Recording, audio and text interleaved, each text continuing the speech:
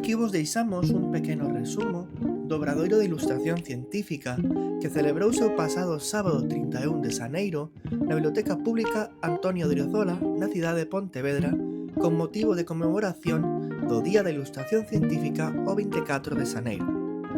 O Obradoiro foi organizado pola Unidade de Cultura Científica do CSIC en Galicia e a Biblioteca Pública de Pontevedra Antonio de Odriozola e co apoio do Centro Oceanográfico de Vigo do Instituto Español de Oceanografía a través de Eva Cacabelos e Nair Vilas, ilustradoras e científicas do Centro Oceanográfico de Vigo. A actividade comenzou cunha explicación de Eva Cacabelos e Nair Vila sobre a importancia da ilustración científica como ferramenta para chegar a ciencia a un público máis amplio e tamén sobre as diferencias entre ilustración naturalista e ilustración científica.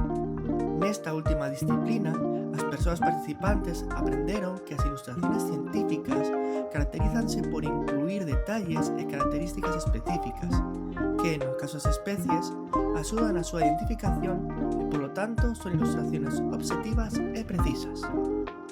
Explicaron como facer unha roda de cores e a técnica de transferencia con papel de calco, que consistiu en calcar, en primeiro lugar, as liñas principais do debuxo orixinal en papel vegetal, asegurando este papel vegetal con cinta de carroceiro.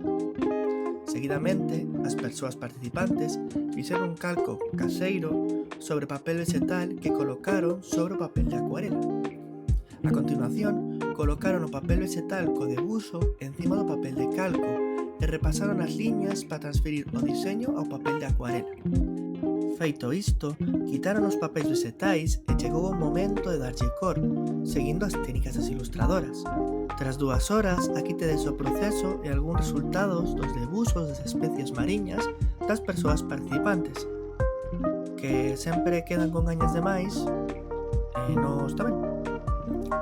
Grazas a Eva Cacabelos e Nair Vilas polo seu traballo e a biblioteca.